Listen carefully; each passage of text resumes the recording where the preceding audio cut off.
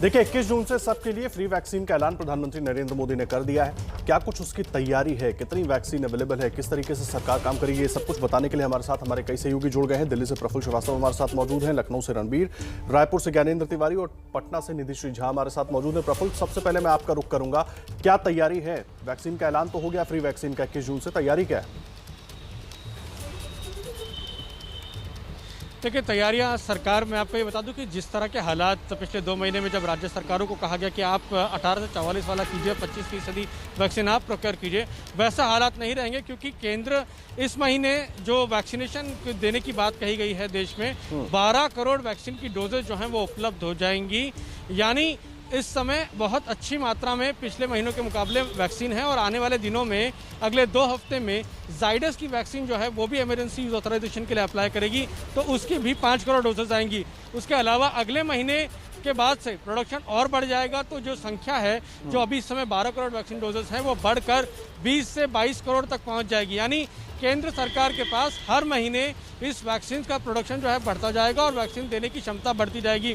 तो ऐसे में केंद्र को उतनी दिक्कत नहीं आएगी और राज्य को जो वैक्सीन देना है उसकी संख्या भी हर महीने बढ़ती रहेगी, क्योंकि और वैक्सीन भी आ रही हैं। और जिस तरह से बात की जा रही है कि फाइजर से बात चल रही है, मॉडर्ना से बात चल रही है, कुछ अमेरिका भी वैक्सीन हमें देने वाला है, कितनी अभी इसकी संख्या नहीं पता है। तो ये और वैक्सीन जो है एडिशनल वैक्सीन, तो 216 करोड़ अगस्त से दिसंबर के बीच में वैक्सीन डोजेज भारत सरकार के पास अपनी होंगी। उसके अलावा कुछ और वैक्सीन बाहर से आएंगी, तो अच्छी स्थिति होगी वैक्सीन की। और केंद्र सरकार को ये पता है कि इसकी वजह से किसी तरह की दिक्कत आने वाले दिनों में नहीं होगी। तो वैक्सीन को लेकर केंद्र के पास भरपूर वैक्सीन है और अगले कुछ दिनों में जब ये 21 तारीख से रोल आउट होगा तो किसी तरह की दिक्कत नहीं आएगी।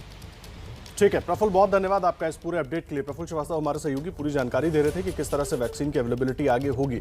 हमारे साथ भोपाल से ब्रजेश राजपूत जुड़ गए हमारे सहयोगी। ब्रजेश, मैं आपका रुख कर रहा हूँ, माफ कीजिएगा ब्रजेश, मुझे ये बताइए कि वैक्सीन को लेकर तैयारी क्या है? ऐलान तो हो गया है, जिस तरीके से राज्य में वैक्सीन की गति है अभी लगने की वैक्सीनेशन की, उसके हिसाब से अगर देखें तो क्या 21 जून के बाद परिस्थितियां सुधरेंगी?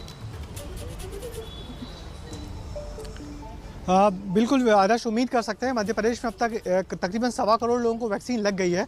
हालांकि बीच में गति धीमी रही, चूंकि बीजेपी की सरकार है तो ज़्यादा शोर शराबा हो हल्ला हुआ नहीं, मगर फिर भी सरकार को उम्मीद है कि अब जो वैक्सीनेशन जो आने लगी है, वैक्सीन आने लगी है, तो अब धीरे धीरे सुचारू रूप से वैक्सीन का प्रोग्राम चलेगा।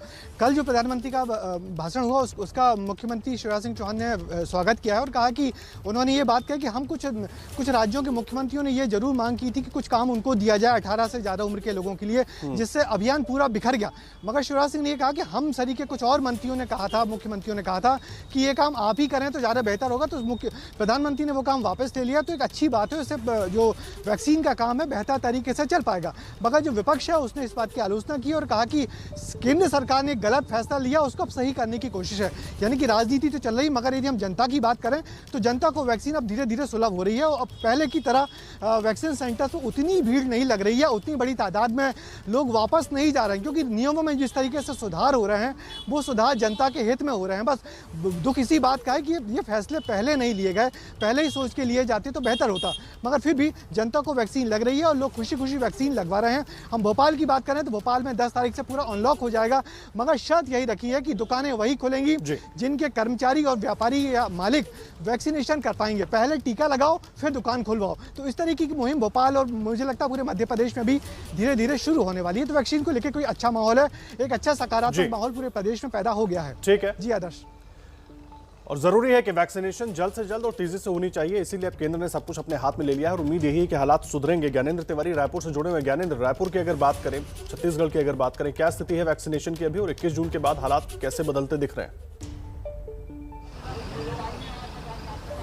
देखिए, छत्तीसगढ़ राज्य वो राज्य है, आदर्श आपको याद होगा कि यहाँ पर सर्टिफिकेट में मुख्यमंत्री भूपेश बघेल की फोटो होगी, ये भी प्रयास किए गए।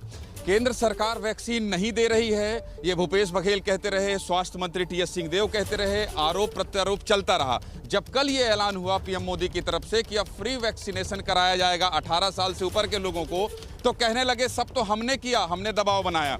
और ये दबाव बनाने की राजनीति जो है, इसीलिए मैं सीधे कांग्रेस के विधायक है मेरे साथ विकास उपाध्याय, ये लोग जो वाहवाही कर रहे हैं उस पर बात करने के लिए इन्हीं से करता हूँ। आप मुख्यमंत्री कह रहे हैं, स्वास्थ्य मंत्री कह रहे हैं कि हमने प्रयास किया इसलिए सब कुछ हुआ। स्वागत करिए ना इस फैसले का, दिक्कत क्या है? देखिए, अगर किसी का स्वागत करना है और किसी को धन्यवाद देना है तो देश के कांग्रेस के नेता राहुल गांधी जी को धन्यवाद देना चाहिए।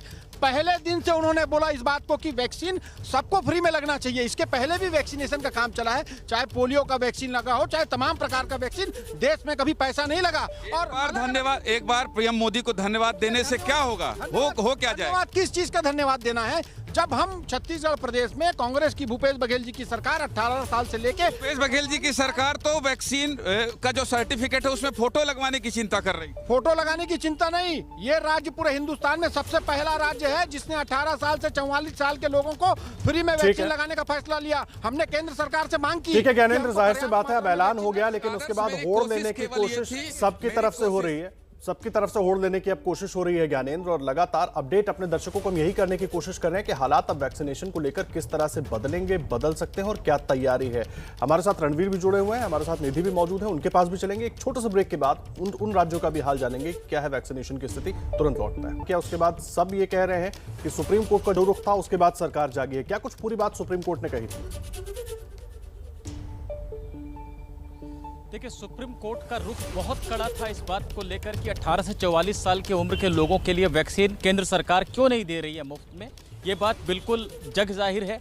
और 30 अप्रैल को पहली बार सुप्रीम कोर्ट ने ये बात कही थी कि केंद्र सरकार खुद क्यों नहीं खरीद कर रही है और राज्यों को दे रही है, राज्यों पर क्यों छोड़ दिया गया है। फिर 2 मई को लिखित आदेश में ये बात कही, 31 मई को फिर ये बात कही गई और 2 जून को आखिरकार सरकार की नीति को मनमाना और अतार्किक कह दिया कि ये बात समझ से परे है कि 45 साल से अधिक उम्र के लोगों के लिए वैक्सीन आप देंगे, खरीद आप करेंगे, राज्यों को मुफ्त में देंगे और उसके बाद जो आयु वर्ग है उसको पूरी तरह से राज्यों पर छोड़ देंगे।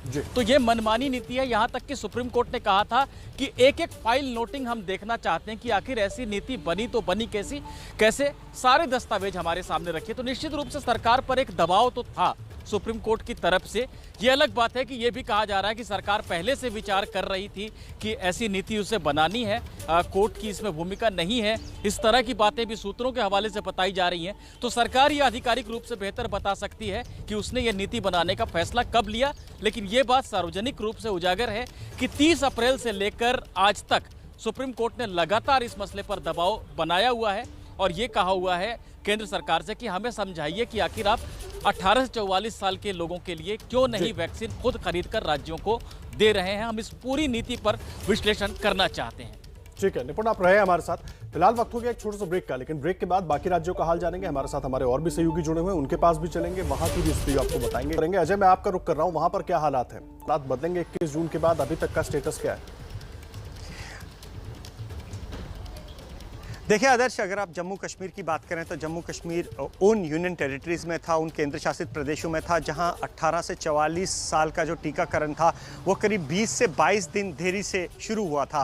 कारण ये था कि क्योंकि जम्मू कश्मीर अब एक केंद्र शासित प्रदेश है और यहाँ पर अपनी सरकार नहीं है, ऐसे में यहाँ पर सारी टीकाकरण की निगरानी जो है वो यूनियन हेल्थ मिनिस्ट्री, स्वास्थ्य मंत्रालय कर रहा है। तो ऐसे में जम्मू कश्मीर जो प्रदेश है यहाँ करीब 1.5 करोड़ टीके जो हैं वो चाहिए थे लोगों को लगने के लिए। लेकिन अगर हम बात करें तो हर महीने यहाँ पर, हर हफ्ते यहाँ पर करीब 1 से 1.5 लाख टीके ही आ रहे हैं। तो ऐसे में टीके की कमी जो है उसके कारण यहाँ पर टीकाकरण सुस्त हुआ है, जिसमें अब उम्मीद ये जताई जा रही है कि इस महीने के 21 के बाद तेजी आएगी। और अगर हम जम्मू कश्मीर की बात करें तो जम्मू कश्मीर के 20 जिलों में से सिर्फ 3 जिलों में ही 45 से ऊपर की जो आयु वर्ग के लोग हैं उनका सरकार ये दावा कर रही है कि 100% जो है वो टीकाकरण हो चुका है। ठीक है, उम्मीद यही है जो है कि 21 जून के बाद हालात सुधरे, जिस तरह से आप भी तस्वीर बता रहे हैं वहां के हालात इस वक्त क्या। निधि, मैं आपका रुख कर रहा हूं, बिहार के लिहाज से वैक्सीनेशन की रफ्तार जो रही है और आगे की उम्मीद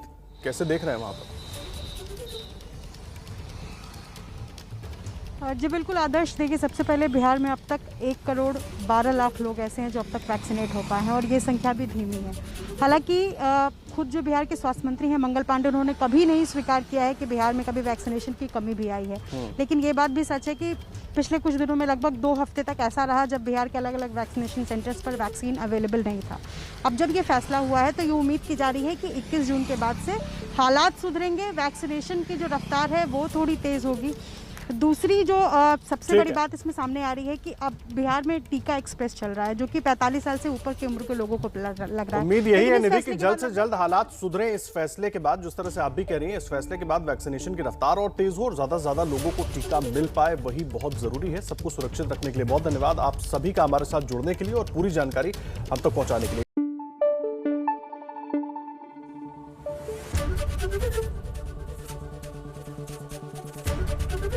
एबीपी न्यूज आपको रखे आगे।